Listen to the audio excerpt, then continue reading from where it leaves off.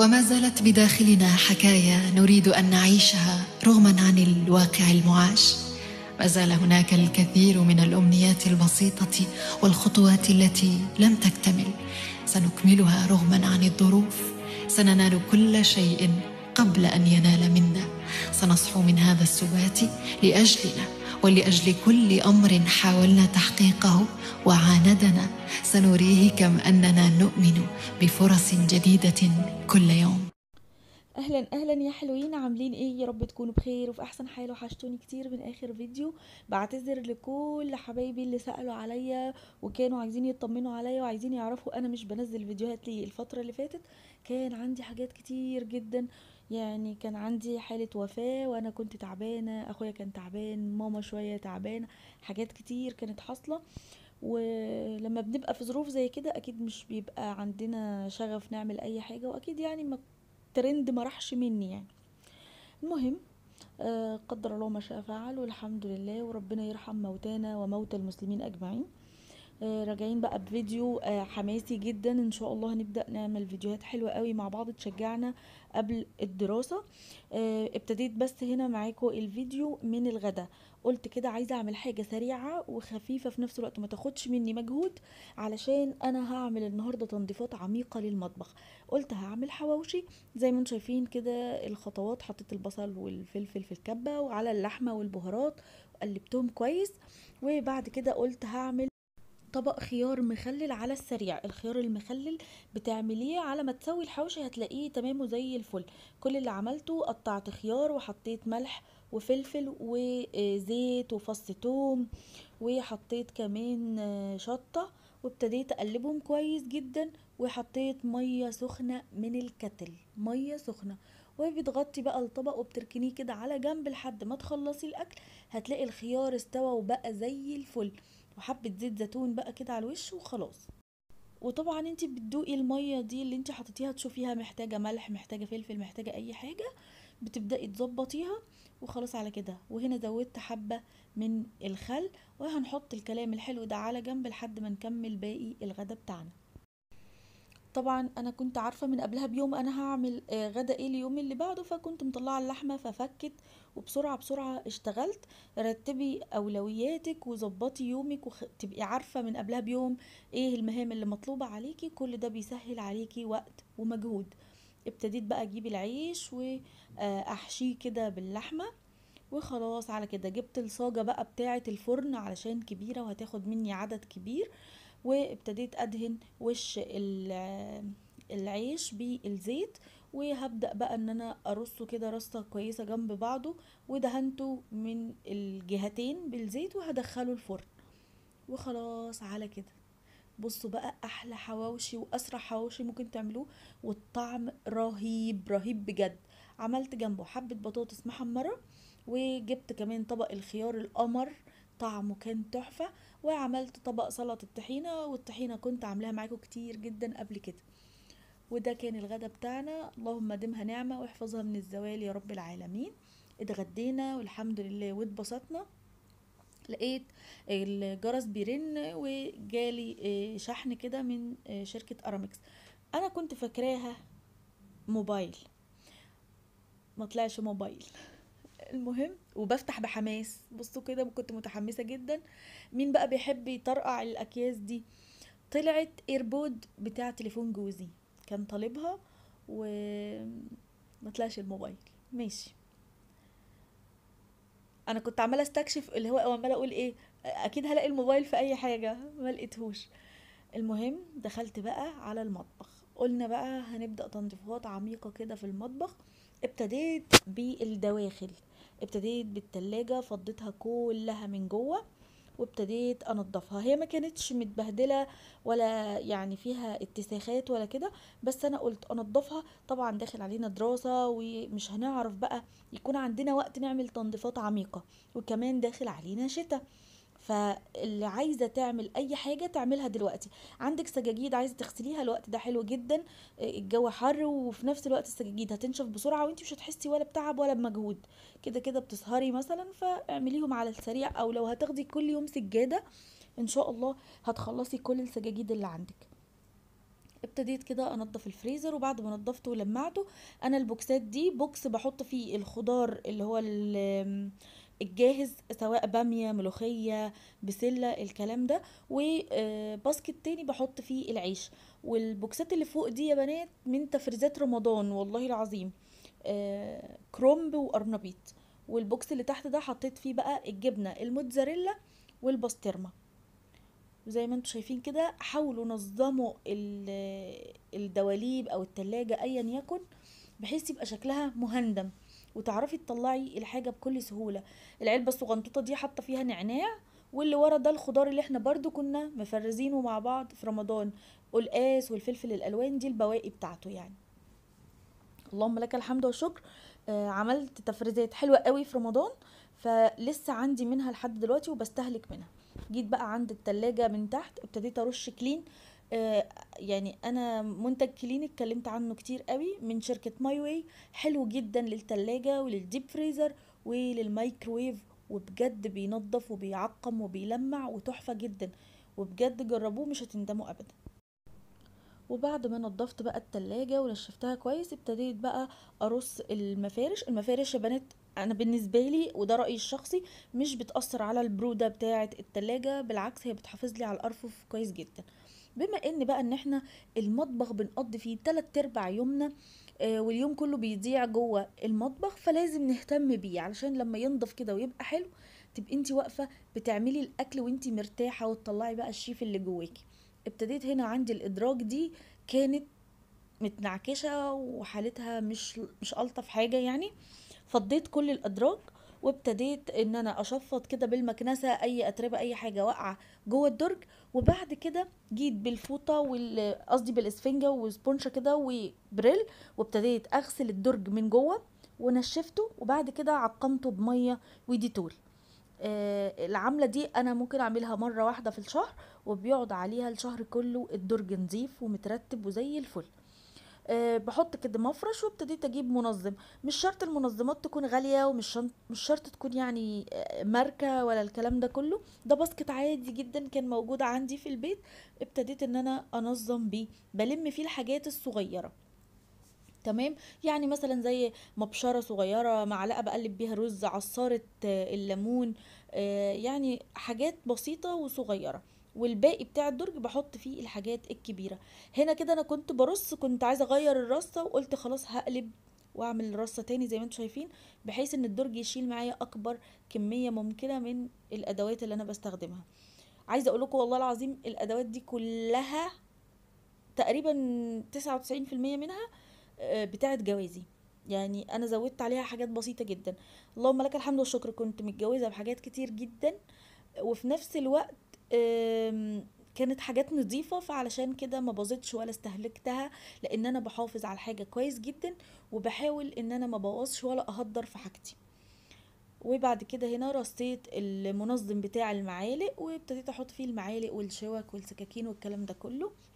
خلصت اول درج، وجيت عند تاني درج برضو حطيت منظم، ابتديت الم فيه يعني القطاع بتاع التفاح، الحاجات بتاعه الكاتشب، المكبس بتاع البرجر، البراية، الغطيان السيليكون، المفتاح بتاع اللي بفتح بيه الفلتر كده، يعني الغطيان السيليكون دي اللي بتغطي بيها الاكل. ابتديت الحاجات اللي عايزة تتلم لميتها في بوكس لوحده، بحيث ما تبقاش عاملة دربكة جوه الدرج، وتفتحي الدرج كده نفسك تتسد، لا تلاقي الدرج مهندم ومترتب ومتنظم، انت نفسك هتطلعي الحاجة بسهولة. هنا دي القمع بتاع الكنافة حطيته، وهنا ده طقم اللي بتاع تزيين التورتة. الحاجات دي كانت بالعلب بتاعتها، فقلت افضيها. وهنا ده الطقم بتاع الجبن والزبدة والحاجات دي، خامته تحفة جدا يا بنات. ودي الاكياس بتاعت الاكياس الحرارية اللي بستخدمها في الشوي وكده. دي سكينة صغنطوطة كده برضو حطيتها هنا، دي باخدها معايا بقى لو مسافرين في رحلات في حاجة. ودي قطعة البيض. والدرج اللي تحت حطيت فيه الاطباق البورسلين بتاعت الشوربة، المج الحراري بتاعي، مجات اليانسون والحاجات بتاع الولاد. وقلت كده ايه ارتبهم. خلصت الادراج، باقي الظرف تمام ومترتبه ومتظبطه وزي الفل، لان هي ما كانتش متبهدله قوي. فالادراج الادراج عشان بسحب منها كتير، فهي دي اللي كانت محتاجه تتوضب. جيت بقى عند البوتاجاز وقلنا بقى ايه، نعمل له غسله محترمه. جبت بقى طبق وحطيت فيه العيون بتاع البوتاجاز، وحطيت كربوناتو وملح ليمون وخل وبريل بتاع مواعين، وهضيف بقى ميه سخنه. وقلت خلاص كده ان شاء الله هنقعهم حبه، وبعد كده هغسل انا البوتاجاز غسله كويس. حطيت هنا كده على البوتاجاز حبة من مسحوق اوكسي اللي هو البودر بتاع الغسيل العادي، وبعد كده بالسبونشة وفيها البريل بتاع المواعين، وابتديت ادعك البوتاجاز دعكة محترمة كويس جدا بقى عشان ايه، يفرفش كده وينضف.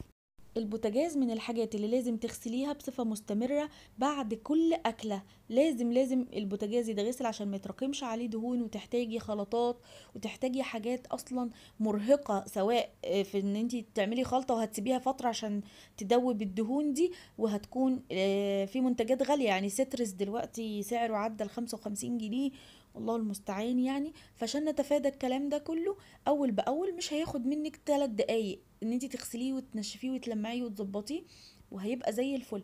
وبفرشة اسنان بقى كده صغنططة تكوني مش محتاجاها، وتبدأي تغسلي بيها الفواصل اللي بتبقى في البوتاجاز علشان تضمني ان انتي نضفتيه ويبقى زي الفل. وهنا بقى البوتاجاز ابتدى يلمع وينور ويبقى قشطة بجد. لو بعد كل اكل ابتديتي تنضفي البوتاجاز بتاعك مش هياخد منك وقت، وهيفضل بوتاجازك دايما بيلمع حتى لو متجوزة بقالك 50 سنة. هنا خلاص بقى كنت ابتديت ألمع الاستانلس بتاع البوتاجاز بالمناديل بتاعة المطبخ عادي جدا علشان ينور كده معايا ويبقى زي الفل. هنا بقى العيون كنت غسلتها الغسل العادي بتاعنا خالص بالسبونشة كده وخلاص، وشطفتهم ونشفتهم خلاص. هما اتنقعوا بقى في الكربونات وملح الليمون والخل والحاجات دي، فدوبوا اي حاجة كانت فيهم، وزي ما انتوا شايفين شكلهم تحفة ومنورين جدا. وكمان الحوامل بتاع البوتاجاز غسلتها بنفس الخلطة اللي انا نقعت فيها العيون، وخلاص نشفتهم كويس ورجعتهم مطرحهم، وبجد البوتاجاز بقى تحفة. جيت بقى عند باب الفرن، كان بقالي فترة ما فكتش الباب بتاع الفرن، وكنت محتاجة ان انا اغسله غسلة كويسة. باب الفرن من الاماكن اللي ناس كتير قوي بتنساها وبتستصعب ان هي تنظفها خالص. والله الموضوع مش هياخد منك ولا وقت ولا مجهود، بس كل الموضوع ان انتي يعني تكوني حذرة زيادة عن اللزوم وانتي بتنظفي. انا عايزة اقول لكم في الحتة دي وانا بنظف، والله كان في الازاز الداخلي ازاز متكسر من وقت ما الازاز الخارجي اتكسر دخل في الجزء ده، ولما الشركة جت ركبته هم ما فكوش الجزء الداخلي اصلا. فابتديت اجيب الجاروف الصغير والم بقى الازاز عشان اعرف اغسله كويس من غير ما اتاذي ولا اي حاجه.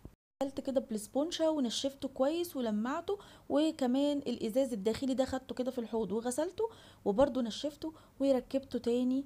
والطريقة سهلة جدا جدا جدا ومش صعبة ابدا. وخلاص كده البوتاجاز بقى من جوه ومن بره زي الفل، وبيلمع الازاز طول ما هو بيلمع يديكي احساس النظافة، مش يبقى عليه دهون كده ومش شايفة الاضاءة ولا شايفة اي حاجة. جيت بقى عند الرخامات. الرخامات من الحاجات اللي احنا بنستخدمها كتير، تقطيع خضار، تقطيع فاكهة، بتسندي عليها الاكياس لو مشتريه حاجة، فلازم تتغسل كويس. جيت بقى بالسبونشة وابتديت ادعك كده الرخامة كويس جدا، وهلم بقى كل الرغاوي دي عشان ننضف الرخامة بتاعتنا وتبقى بتلمع زي القمر. المطبخ تفاصيله كتير وبياخد وقت ومجهود. لو انت عايزة تعملي تنظيفات عميقة ابدأي بالمطبخ، علشان باقي الاوض خلاص يعني هتشيلي ملايات، هتكنسي، هتمسحي، هتلمعي مثلا مرايات، حاجات خفيفة ماشي. انما المطبخ تفاصيله كتير. هنا بقى كنت بوريكو الستاند ده، كنت اشتريته حلو قوي وعملي جدا وليه استخدامات كتير. ممكن تحطيه على الرخامه، تحطيه جوه ضرفه وتنظمي بيه الضرفه. انا هنا حطيته على الرخامه كده، قلت نعمل تغيير بما اننا بننظف المطبخ تنظيفه عميقه. وحطيت عليه اللي هما الازازتين اللي جواهم الخضار دول، وفازه كده او الزهريه الصغيره بتاعه ايكيا. واللي عملته في الرخامة دي عملته في كل الرخامات، صبنتها كويس ولمعتها، وفي الاخر رشة مية وديتول علشان التعقيم. جيت بقى عند الفلتر، بصراحة كان بقالي فترة ما غيرتش الشمعات بتاعته، وكنت جايبة الشمعات دي وانا في فتح الله، فقلت كده هنمسك الفلتر نروق عليه. غسلته من بره ومن جوه بالسبونشة. انا يا بنات مخصصة سبونشة خاصة للفلتر، بغسل بيها الفلتر بس، مش بغسل بيها اي حاجة تاني. وعندي سبونشة عاملاها للكولمن بتاع المية، غير السبونشة بتاعت المواعين، غير سبونشة مثلا اللي بغسل بيها الحوض او بغسل بيها البوتاجاز. وفي سبونشة تاني خاصة للتويلت. حاولي تخصصي لكل حاجة سبونشة، لان في اماكن ما ينفعش نستخدم فيها سبونشة واحدة. مفهوم؟ المهم، اكيد انتوا كلكم عارفين معلومة زي دي. هنا كده غسلت الفلتر غسله كويسه قوي، والستكس بتاعه الودان دي نضفت بيها، فيها حتت صغيره كده في الفلتر، فايدي مش هتعرف تطولها، فنضفتها كويس وركبت الشمعات الجديده. هاجي بقى عند الحوض نفسه. الحوض من الحاجات اللي احنا بنستهلكها كتير جدا، وما بيقعدش مثلا دقيقه فاضي من غير مواعين، فانت لازم تهتمي بنظافه الحوض كويس جدا. ايدك فيه بعد كل مواعين تغسليها لازم تغسلي الحوض، حتى لو هتغسلي كوبايه بسبونشه وهتروحي او فرشه وتلمعي الحوض، هتفضل اللمعه بتاعه الاستانلس بتاعته موجوده، كمان مش هيتراكم فيه دهون ولا اي اتساخات. ولو مره واحده بس في الاسبوع ترمي في منطقة الصرف بتاع الحوض كيس بيكنج باودر، حبة من ملح الليمون او الكربوناتو، وشوية مية سخنة، وتسمي الله طبعا. هتسلك معاكي المواسير وهتقضي على الروايح الكريهة اللي بتخرج من الحوض. وبجد الحوض زي ما انتم شايفين بقى بيلمع وقمر. جيت بقى عند الارضيات، قلت خلاص كده احنا ابتديت كده احط في الارض ميه وكلوريكس الوان، وبالفرشه الاول دعكت الارض دعكه محترمه. ممكن بقى حاجه تكون وقعت منك غصب عنك وانتي بتنضفي او كده، فالفرشه هتضيع منك كل حاجه. ونشفت الارض كويس وابتديت افرش السجاده، وكنت غسلاها فبقت زي الفل. هنا كده بوريكوا البوتاجاز بيلمع وقمر، والحوض قمرين، والدنيا زي الفل. وخلاص هنا كل حاجة مترتبة وبتلمع وجميلة. جبت بقى الباسكت بتاع القمامة أعزكم الله، وحطيت فيه كربونات، وكيس كده من في القاع بتاع الباسكت، وكيس نضيف للقمامة. ولحد هنا الفيديو خلص، تنسوش تعملوا لايك وشير. باي.